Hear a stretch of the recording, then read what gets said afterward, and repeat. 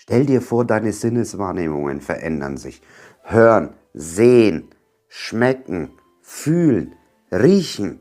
Und dann verändert sich auch noch dein Denken. Hinzu kommt große Angst. Das sind Symptome einer eventuell beginnenden Psychose. Doch vielleicht machst du dir umsonst Stress und leidest an dissoziativen Zuständen. Finden wir es heraus. Angst kann hinterhältig sein und sie kann vor allen Dingen Zweifel sehen. Wer viel Angst hat, viel Ängste in sich trägt, neigt meistens dazu, seinen Körper, aber auch seine eigene Psyche auf eine sehr negative Art und Weise zu interpretieren und vor allen Dingen zu überwachen. Jeder von uns kennt das vielleicht, solche Phänomene, dass wenn man im Schlaf ist, vor allen Dingen im Halbschlaf, dass man irgendwas hört, was eigentlich vielleicht gar nicht da war. Vielleicht die Klingel, vielleicht das Telefon oder die Stimme des Partners. Und das kann uns sehr große Angst machen. Wenn wir dann im Nachhinein anfangen, unsere Sinneswahrnehmungen zu beobachten, dann fällt uns natürlich im Nachhinein immer mehr auf. So ganz nach dem Motto, ich habe mir ein neues Auto gekauft, das ist von dieser und jener Marke. Auf einmal ist mir aufgefallen, dass alle dieses Auto fahren. Das sind Wahrnehmungsstörungen, die in erster Linie jeder Mensch von Zeit zu Zeit haben kann. Wir haben aber in den allermeisten Fällen, wenn uns das geschieht, Angst davor, verrückt zu werden. Verrückt zu werden. Was ist denn eigentlich verrückt? Verrückt leitet sich von den Namen ab. Verrückt. Das bedeutet also, der oder die Person ist von der Gesellschaft auf die Seite gerückt. Mit großem Abstand, anders wie der gewisse Mainstream. Und das macht uns deshalb so große Angst, weil wir Menschen es lieben, in der Gemeinschaft dazuzugehören. Das hat damit zu tun, dass wir von vielen tausenden Jahren ständig in der Gemeinschaft gelebt haben. Und wenn wir von der Gemeinschaft ausgestoßen worden sind, dann hat das sehr große Schmerzen in uns bereitet, weil wir eigentlich bewusst oder auch unbewusst gewusst haben, das hat unser Ende in diesem Moment bedeutet. Denn wenn wir alleine auf die Jagd gegangen sind, dann haben wir das nicht lange überlebt. Deswegen bekommen wir diese Gefühle, wenn jemand zu uns sagt, ich glaube, du bist verrückt oder du bist anders, mit dir stimmt etwas nicht. Und daher kommt auch diese Angst, dass wir unsere Sinneswahrnehmungen die ganze Zeit beobachten können. Ja, und dann kommt auch noch dieser Begriff in der Gesellschaft Psychose oder Schizophrenie, der Inbegriff des Verrücktseins. Wenn du jetzt aber wirklich wissen willst, was Schizophrenie ist und wie sie beginnt und ob das etwas mit Verrücktsein zu tun hat, verlinke ich dir das ja oben einmal auf den i. Aber was ist denn eigentlich ein dissoziativer Zustand? Ist das auch verrückt? Nun ja, ein dissoziativer Zustand ist erst einmal etwas, was jeder Mensch von Zeit zu Zeit erleben kann. Ich bin mir sicher, dass du das schon 1 Million Mal erlebt hast. Das passiert zum Beispiel beim Autofahren. Du fährst Auto und du fährst lange Strecken gerade hinaus auf der Autobahn, auf der Landstraße und es kommt dir so vor, dass du die Welt um dich herum vergisst. Genauso ist es, wenn wir vielleicht ein interessantes Buch lesen. Wir sind so vertieft innen drinnen, dass wir links und rechts nichts mehr mitbekommen. Auch wenn wir ins Kino gehen oder zu Hause auf Netflix einen schönen, guten Film ansehen, sind wir so vertieft, dass wir links und rechts nicht mehr mitbekommen. Schatz, willst du noch was trinken? Schatz, ich rede von dir. Ja, nein, das sind dissoziative Zustände, die erstmal jeder Mensch von Zeit zu Zeit erlebt und die völlig normal sind.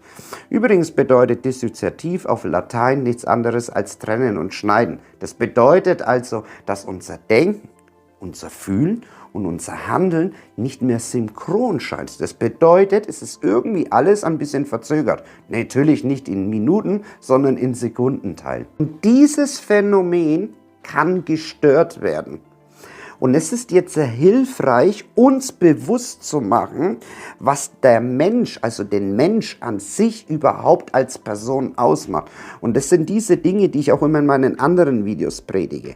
Das sind nicht unsere Gedanken, sondern unser Gedächtnis, unsere Wahrnehmung und unser Bewusstsein. Das macht uns als Mensch, als Person überhaupt aus.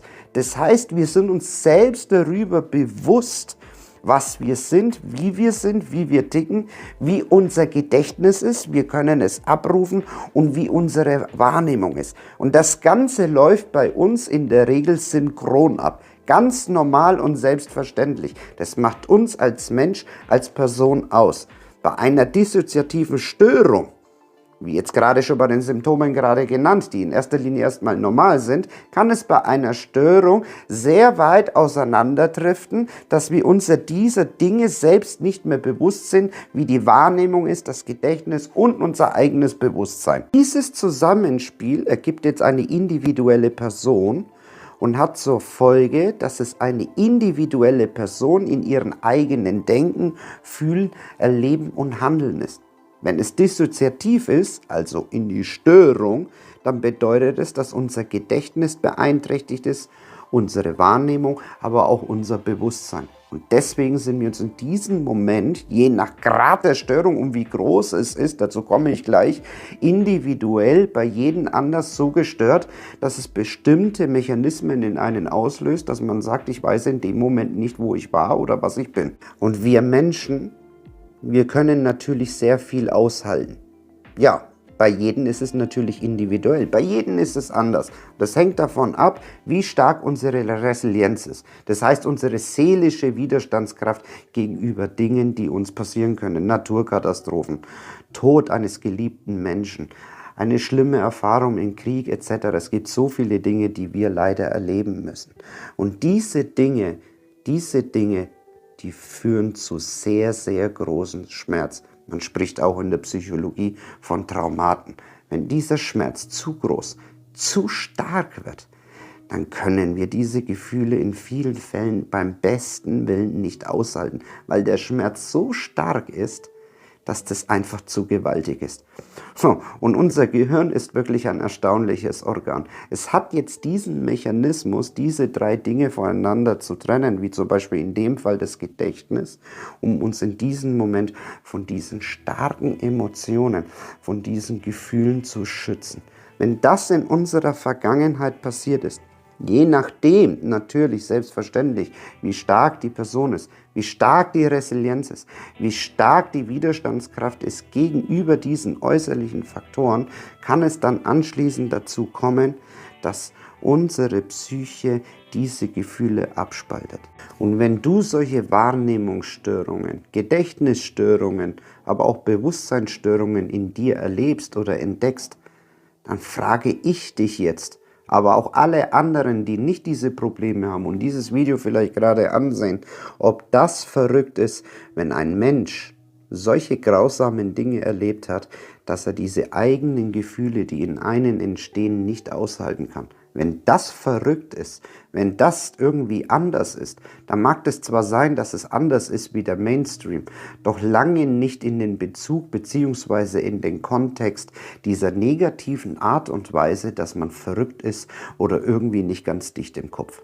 Generell würde ich sagen, dass keine psychische Störung irgendwas damit zu tun hat in den Kontext, dass das irgendwie ein Verrückter ist oder dass der irgendwie anders ist und seltsam und dass man ihn deshalb aus diesem Grund diskriminieren oder ausgrenzen sollte.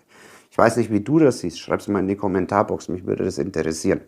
Vielleicht hast du ja Interesse daran, dass ich ein Video darüber drehe, was es für verschiedene dissoziative Störungen gibt, multiple Persönlichkeitsstörungen etc. Vielleicht hättest du auch Interesse, dass ich da näher auf dieses Thema eingehe, wie man das zum Beispiel auch behandeln kann etc. Schreib es auch hier in die Kommentarbox, würde mich sehr freuen. Wenn dich jetzt aber interessiert, wie zum Beispiel eine Schizophrenie ablaufen kann, verlinke ich das hier einmal auf der Endcard für dich und bedanke mich fürs Zusehen. Dein Juan, Namaste.